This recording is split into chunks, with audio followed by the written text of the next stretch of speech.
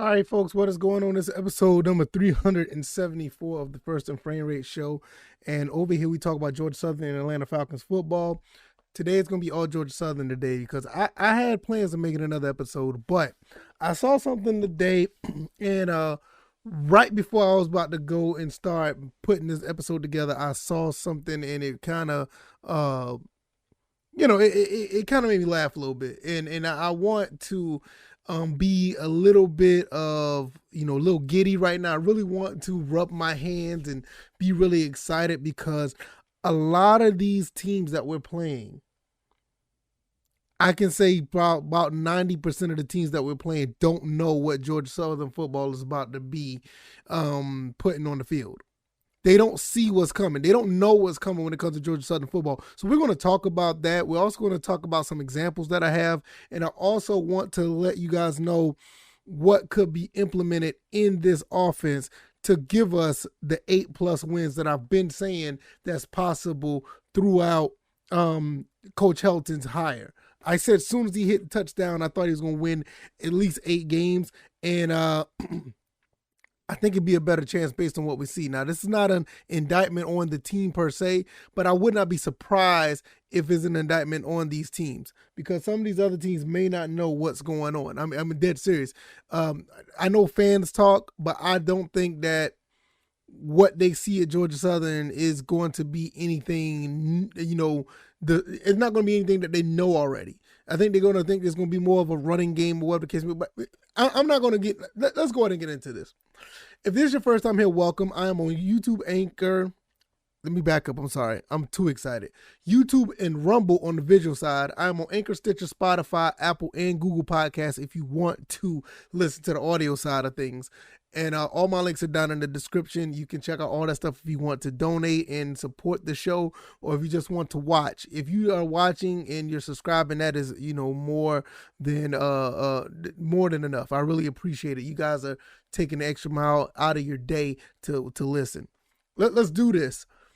I just saw, and shout out to Wesley Kennedy III. I shout out to him because this is kind of what prompted this episode.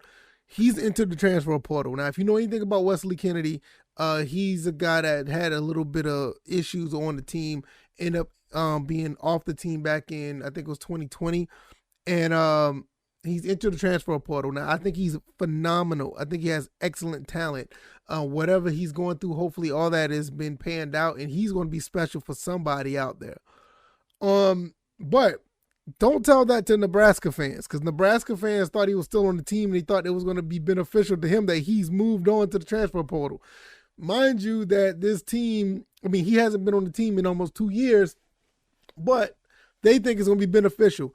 These guys in Nebraska has no idea what's going on. Now, I'm not saying that this is an indictment on this team is going to beat us or we're going to beat them or it's going to be anything like that, but I feel that what this fan base don't know, it could leak over to what the team knows or don't know. Because I don't think anybody on our schedule, anybody in general, can get a feel of what Georgia Southern is going to do offensively and or defensively. We have a new coach. We're going to be passing the ball more, obviously. And when you think Georgia Southern, you think option, you think run, you think power football, you think smash mouth, a team that just have a bad case of the wants. Now, I know everybody down in South Georgia know what that means, but this team still got the bad case of the wants. Rest in peace to Irk Russell, the legendary coach Irk Russell. But it's a new era right now, and this new era is going to be more of an up-tempo, modern, spread, throwing the ball down the field with the mix of the run, pushing guys around on the offensive line, defensive line getting through and punishing the quarterback. Defensive guys are actually going to be playing the ball and have to play the players if we have to. This is a new thing that's going on now at Georgia Southern, and a lot of people don't realize that.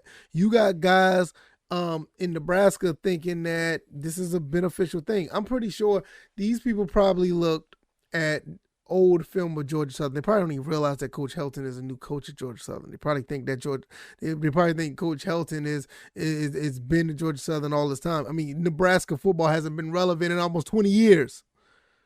So we don't know we kind of get an understanding of what's going on with them, but not so much because they had the same coach, Scott Frost. I think that's the coach. But nobody knows. People think we're going to still be running the option. And they think because one running back is gone, which has been going for 2, 3, almost going on 3 years now, if they think that's the least of their worries, I mean, if that alleviates their worries, they're going to be in a rude awakening. You see this guy, if you're watching this on the visual side of things, if you're looking at the screen, Cal Van Treese is our quarterback. Transferred from Buffalo, had a pretty decent season at Buffalo. Looked like he's going to be in a position to do some really good things at Georgia Southern. I mean, he got weapons in the running game, a couple of weapons in the passing game. He gets a little bit of protection. It's going to be a problem. And I don't think that Nebraska or Morgan State or UAB, definitely any of the guys in the Sun Belt may not know what's about to hit them. And I'm going to get to a couple of teams in the Sun Belt in a minute when I talk about they don't see this coming. They are not going to know what's going to hit them. They don't know what's going to, I'm going to get to them. Trust me. I don't know the entire playbook. I just know it's going to be a different style of offense. And I hope that these other teams are ready. Well, I kind of don't. But if they're not ready, we're going to be running roughshod on these teams. Because they're going to have to adapt. They're going to be thinking that, the options come, the running game is coming. No. The running game is going to be there. But it ain't nowhere near what you think it is. And I think that this is something that hopefully these coaches of these teams who we play, the Morgan States, Nebraska, UAB, Ball State, Coastal, Georgia, the whole Sun Belt knows that this is coming. Because if it's not, we may get more than 8 wins. We may get more than 8 wins. Because it just boggles the mind. It kind of don't boggle the mind because, like I said, Georgia Southern football is synonymous with running the ball. I get it. But if you're a diehard college football fan, you wouldn't know what's going on in some of these teams. Just an inkling of what's going on. You know what I mean? You would know what's going on, especially if they're your opponents for next season. You kind of got an idea of what's happening. Like for me, I know what UAB is going to bring to the table. They're going to bring a smash mouth football, especially up in the trenches. They already been known to have a pretty decent offensive line. I already know what Coastal Carolina is going to bring. Grayson McCall is going to be ready to ball. You like how that rhyme, right? Georgia State, they have a lot of talent across the field. I understand they got the talent. I just don't respect them to the point where I feel like they've been around long enough to be respected. Yeah, I think they're one game ahead in the series? But okay, one game ahead in the series, whatever. It's funny how that matters so much, but when we talk about the baseball series, nobody wants to talk. 71-26, anyone? Okay, like I said. Anyway, I respect the talent because this state of Georgia has a lot of talent. There's a reason why Coach Clay Helton went to every county in the state looking for recruits. There's a lot of recruits and prospects in this state. So Georgia State is going to have some talent. We just need to step our game up and beat up on them like we know that we can. James Madison, an old foe.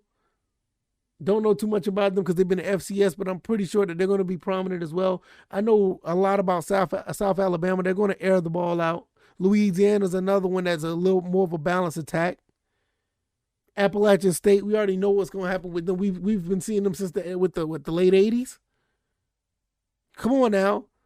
See, this is the problem. We have a lot of arrogance with a lot of teams. Nebraska's going to have the chip on their shoulder. They think they're going to come. They think we're going to step up and just lay down for them. We're not going to lay down. Hell, we didn't even lay down in the Arkansas game. They just had better talent. And a lot of other stuff was going on that year, but whatever. But they better be mindful of what's going on. They better be mindful. You know what happened last time we played a Big Ten team? Minnesota, the game I don't like to talk about, we should have won that game. We were basically like a pass interference away from winning that game, which really, really sucked. But nevertheless, don't let this team fool y'all. And that was a team running the old offense with this new talent and this new offense.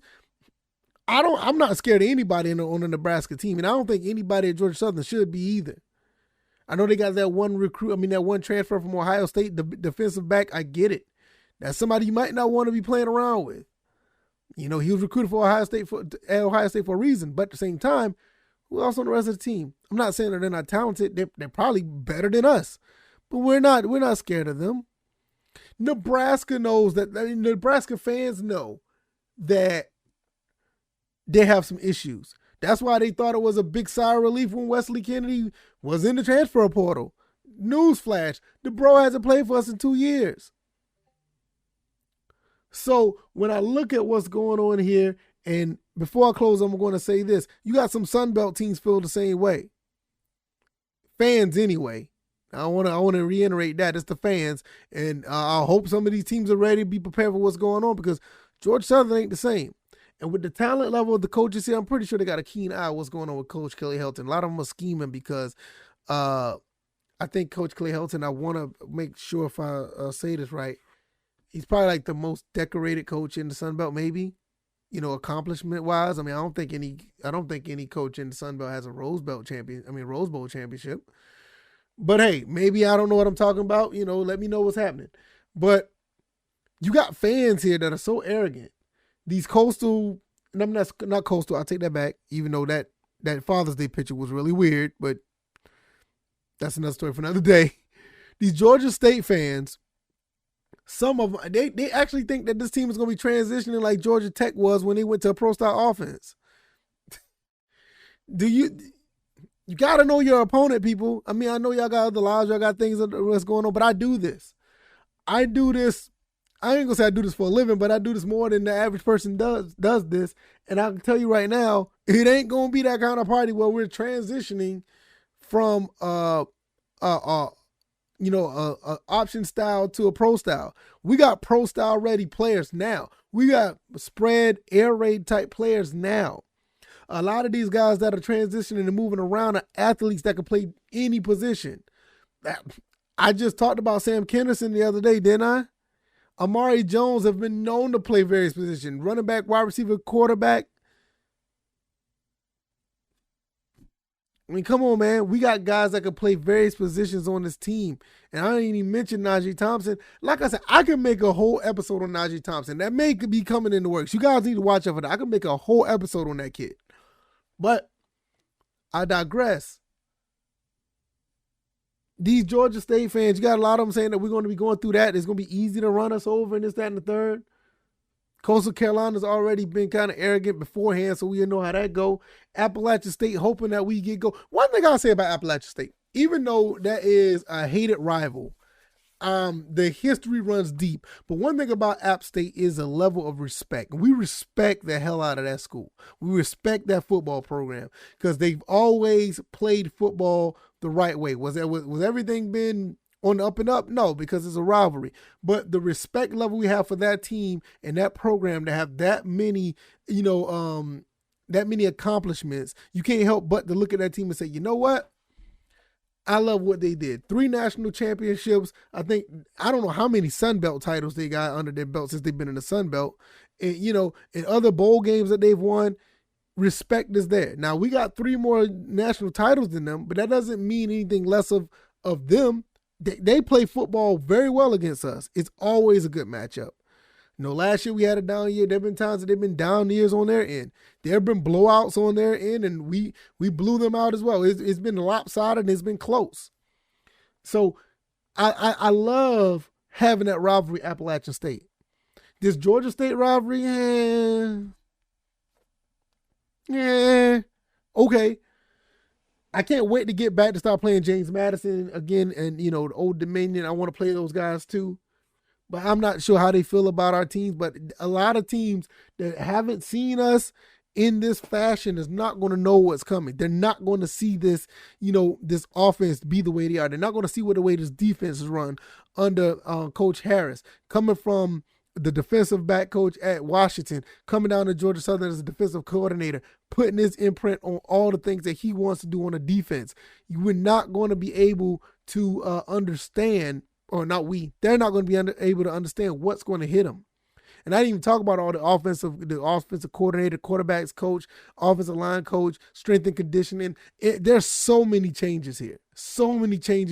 They don't know what's going to happen when we step on the field on September 3rd against Morgan State. They better start watching.